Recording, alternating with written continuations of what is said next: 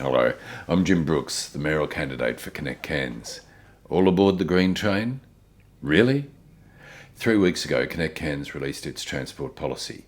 It provided realistic solutions to the traffic problems and the opportunities of the 21st century. We propose to work with the state and federal governments to extend the national highway through to Smithfield. We also propose to work with the state government to bypass the congested Smithfield roundabout. We also propose to investigate the feasibility of a CBD electric bus loop so that people can park on the perimeter of the city and keep the CBD for people to scoot around and across the city cheaply, cleanly and quickly. We commit to council actually funding its own bike path strategy, and we also said that we need to preserve the light rail corridor for the north and the south for when Cairns is of a size that makes such a project viable. We need to take the planning steps to make sure that in decades to come, when we can achieve a light rail system, the land is there for its use. Now, very recently, Councillor Manning's team have announced a plan to build a $1 billion light rail system within 8 years. Now, all of the studies show that we cannot sustain a light rail network until our population is at 250,000 people, and until we have a critical mass of people who need to get from A to B. This $1 billion project has been developed in secret. Now, a few weeks ago, the Prime Minister, Mr Turnbull, was in town. Did Councillor Manning raise the biggest regional transport infrastructure project in decades with the Prime Minister, the man for innovation, the man for big things? And if he didn't raise it, why not?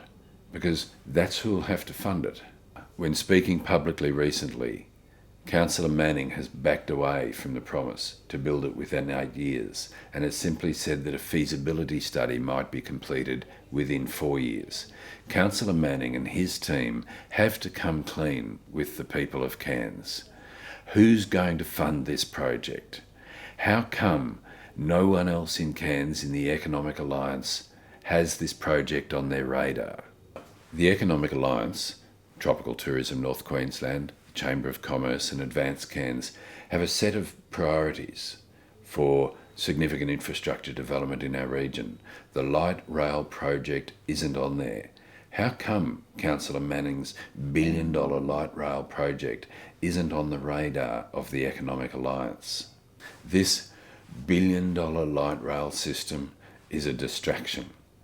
It's a distraction from the fact that this council couldn't even deliver a civic theatre within their first term and hasn't been able to obtain the funding for that.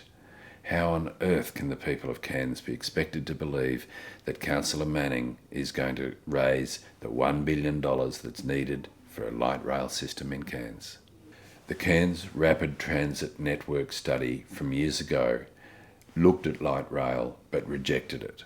And it said that the clear solution for Cairns is actually to prioritise our buses on the roads until Cairns can bear a light rail system. Why is Councillor Manning running counter to the recommendations of the Cairns Rapid Transit Network study? Councillor Manning's kidding us when he says he's going to deliver the green train.